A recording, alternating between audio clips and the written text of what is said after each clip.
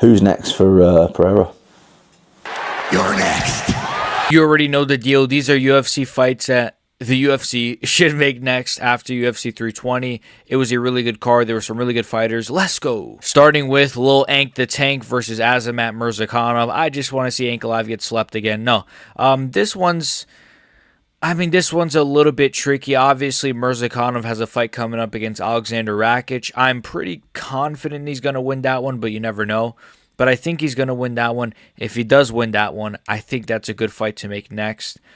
You could maybe do a Blachowicz versus Guskov winner. I like the idea of Murzakanov versus Ankalaev. I believe both of them are Muslim. I think so. I'm assuming Murzakanov is a Muslim. If not, sorry, but I'm assuming he is. So I think they would be on the same scheduling with the Ramadan. You get the point.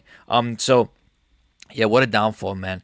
What a downfall for Ankalaev, though. He's going to end up facing Azamat Murzakanov in the Apex, probably. Let's go, man. I've been waiting for this. But, no, all jokes aside, I mean, I've seen people say do, like, Ankalaev Yuri or Ankalaev versus Oberg. I don't know. You have to think of, like, the scheduling and what makes sense. And I don't think Yuri or Oberg makes sense for Ankalaev. And we'll get to those two later anyways. But, yeah, that just doesn't make sense. So, Ankalaev versus Murzakanov. This one is also a bit tricky. That's why I included two names. But I say we do Corey versus Yan or O'Malley. Honestly, I could have just put like a bunch of bantamweights here. You could do Yan, O'Malley, Yadong. But I think it's either Yan or O'Malley. Now, this one is just, again, this is tricky because, like, I don't know how active Corey wants to be. I don't know if he has an injury. I don't know, like, how active O'Malley wants to be. Is O'Malley willing to wait for a Corey Sandhagen fight? Does he already have a fight booked that we don't know about? I heard rumors of him versus Song Yadong.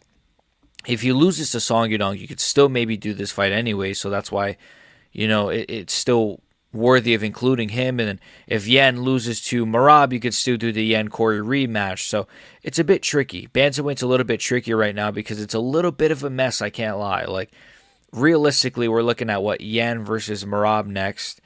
And then, I kind of just spoiled what I have for Merab, but that's okay. We'll get to that later. But realistically, you do that. But then you also have like Umar and Batista. It's just really tricky right now. But I say you could do Corey versus Peter Yan or O'Malley. I think either or would be just amazing fights. Obviously, he's lost to Peter Yan, so he would want to get that win back. And of course, he's never fought Sean O'Malley, and that's a lot of people's bantamweight sort of dream match, I guess.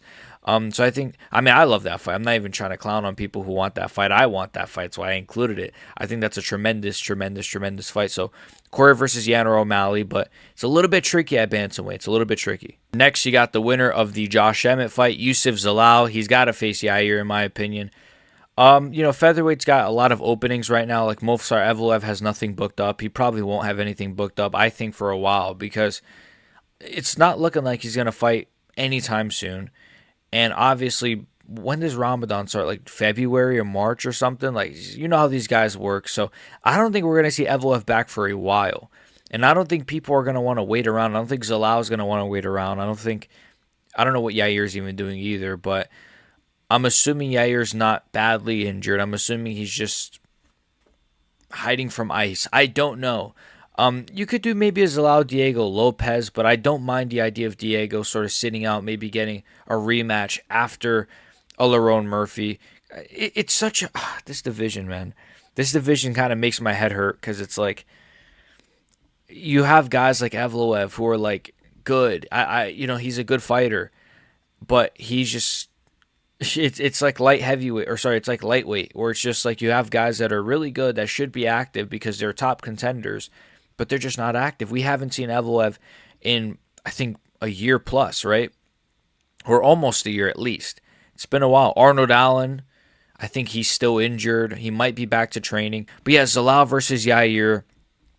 I think that's a good fight. It kind of makes sense. I don't really know what else to do. Maybe you could do Zalal versus like a Diego or an Evloev. But I don't mind Zalal Yair. I think that's a good fight. I don't know if Yair would take a fight like that. Yair kind of seems like the kind of guy where it's like, title shot or nothing. Title shot or nothing. Like he's just kind of going to cross his arms and he's going to pull the Justin Gaethje. Either title shot or I retire. But like no one cares if you retire, Yair. So you can just go retire. Like we won't care. But it is what it is. Zalal Yair. I like this fight stylistically. It'd be good. So yeah. This fight weirdly makes sense. I say we do Pyfer versus Caio. Baraujo. So Kyle Baraujo kind of already had his jump up when he fought Imavov. He didn't look that great. Joe Pyfer will be ranked now that he beat Abus Magomedov, I believe. Or he should be, at the very least, because if, like, Ikram Aliskerov is somehow ranked. From at the time of this recording, last time I checked the official UFC website rankings, I think Ikram is, like, ranked number 15. Like, what are we doing here? So, Joe Pyfer should be ranked, and I say we do him versus Caio Borralho. There's just not a lot of options. I mean, what, you want me to do him versus my boy Robert Whittaker? Because I was going to do that. I was going to do Joe Pyfer versus Whittaker. Do you guys want me to do that? No. Hernandez is injured. Casa, I don't know what he's doing. Like, I don't know. It's middleweight's a little bit booked up right now, and there's guys. I don't mind the idea of Pyfer versus Izzy. I actually said to my chat, like, Pyfer versus Izzy at the White House sounds like kind of insanely awesome. But he needs to win one more before he gets a name like Izzy. Like, he needs to beat a Brauho. He needs to beat somebody that's just, like, right before that top 10, top 5-ish. And I think Brauho is the perfect name. I don't even know what Brauho is ranked. He might be ranked, like, in the top 10. But you get my point. He needs to beat a name like this. So, yeah, I love this fight. I think it'd be a fun fight. It'd be a bit of a firefight. Both guys have really good ground game, really great striking. Yeah. Sadly, I already spoiled this one, but Merab versus Peter Yan. I think this is one of those fights. It's kind of like an obligation. Look, I love Peter Yan. He's on a 3-fight winning streak. There is no argument to be made for anyone else. Don't talk about Umar. Don't talk about, I don't care. No, not Umar, not Mario Batista. No, it should be Peter Yan. I don't know. I don't care what you guys say about, but Yan already lost him. He's on a 3-fight winning streak, okay? He's on a 3-fight winning streak. You have to go by the rules of the sport. He's not been sitting on the couch waiting for a title shot. He fought Marcus McGee when he did not have to. He fought Song Yadong. Like, he's been putting in that work. He's actually been cooking. So he fought Davison Figueiredo as well, which was a very tough fight at the time because that was like that was a Figueiredo that was like on a 3-fight winning streak. Now I guess people are going to say Figgy is washed and that's not that impressive, but it's an impressive one. Trust me. It's an impressive win to do that to Figgy over 5 rounds. He beat Marcus McGee, who's a dangerous contender, and then obviously he beat Song Yadong as well. So really impressive, man. Peter Yan put together a nice little winning streak. Umar's done nothing. Why should Umar get a title shot if he beats Mario Batista? Hell no. It should be Peter Yan next. It has to be. I don't think he has a chance of winning this fight. I think he could do good. I'll say this. I think he does better than he did the first time. Whatever that's worth. I think he does better than he did the first time they fought, for whatever that's worth. That doesn't mean I think he's going to win at all, though. I can't pick against Merab in 2025. The only time I could maybe consider picking against Merab is if he faces like a featherweight. If he moves up, faces Diego or Volk, I could maybe have a look at that and say maybe he would lose to a Volk. Maybe he would lose. What the fuck was that? Would lose to a Diego. But for now, nobody's beating this kid, and especially not my GOAT Peter Yan, sadly. Next, we got Yuri versus Olberg for the vacant/interim UFC light heavyweight title. I think it's pretty self-explanatory why it would be vacant or why it would be an interim title. I do think Alex Pereira, he's been very adamant that he wants to fight at heavyweight next, even apparently before the Ankalaev fight, before the rematch. Spoke to Dana during fight week and said, I want to move to heavyweight. Before the fight even happened, before he slept Ankalaev out cold. No, he didn't sleep him, but before that fight. So that's pretty crazy. But yeah, I think he's very adamant on moving up. I think he's kind of earned it. And so I say we do Yuri versus Olberg. Obviously, if Alex wasn't moving up, you could do Alex versus Olberg. I think that makes sense. And then Yuri maybe just waits for the winner. That's what I would have done. But because Alex is moving up and he's injured his foot as well. So I think it kind of makes sense from his perspective, right? Like, he's got a major injury, a foot injury. He's going to be out for a while. I don't know how long it takes to heal from a foot injury, but I would imagine it doesn't take a week. So obviously, he's got another injury. He just avenged a pretty big loss on his record. And he's like 38, 39. Like, it's time to it's go time. If you're going to move to heavyweight, now is the time. So I don't really mind him I don't think it's ducking Carlos Olberg or ducking the Ankalaev trilogy like some morons have said, or ducking Yuri. No, it's just like he's earned it. If anyone has earned it right now, it's him. He's earned it. a guy like Ilya Topuria, you know, saying he wants to move to. Ilya's not earned it that much. Ilya's doing his thing, but like Alex is a legitimate legend of the sport. He's become an all-time great. He just KO'd Magomed Ankalaev. Like, it's not going to get better than that, man. So, in my opinion, I say we do Yuri Oberg next. I say we grant Alex's wish of moving up to heavyweight because the UFC needs some super fights right now. Yuri Oberg would be a big fight. It would be a fun fight as well. You could do it for the interim, and then Alex moves back down. Most likely, it would probably just be for the vacant title, and Alex could still move back down, but that's pretty unlikely. But I love the idea of Yuri. Let's go for that. I love the idea of Yuri versus Oberg. I think it's a good fight. I just had a brain fart. I think it's a great fight. I think Yuri would KO him. So, yeah, I only want to book this fight because I want to see Yuri win the belt again. That's why. And, of course, the man that will be moving to heavyweight, Alex Pereira, will fight Tom Aspinall. No, not John Jones, not Cyril Gane, Tom Aspinall. I know they want to make the John Jones fight, or at least I know Alex wants to make it, and I know John would probably want to make it as well. Maybe not, though. Maybe John Jones saw that he KO'd Ankalaev, and he's like, I don't know, that's too tough for me.